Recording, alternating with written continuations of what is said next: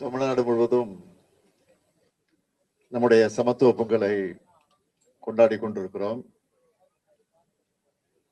எல்லாருக்கும் எல்லாம் என்ற இலக்கை நோக்கி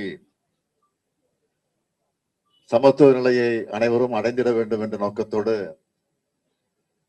நம்முடைய திராவிட மாடல் அரசு பணியாற்றிக் கொண்டிருக்கிறது. இன்னும் சொல்ல வேண்டும் என்று சொன்னால் உழைத்துக் கொண்டிருக்கிறது. உழைத்துக் கொண்டிருக்கிறது சொன்னால் நாங்கள் மட்டுமல்ல, நீங்களும் சேர்ந்துதான் உழைத்துக் கொண்டிருக்கிறீர்கள். தமிழ்நாட்டு மக்களுடைய தேவைகளை பூர்த்தி செய்வதற்காக தலைமை செயலகத்திலிருந்து நீங்கள் எல்லாம் நேரம் காலம் பார்க்காமல் உழைத்துக்கிட்டு இருக்கிறீங்க. அப்படிப்பட்ட உங்களோட இந்த பொங்கலை கொண்டாடுவதில் நான் மிகுந்த மகிழ்ச்சி அடைகிறேன்.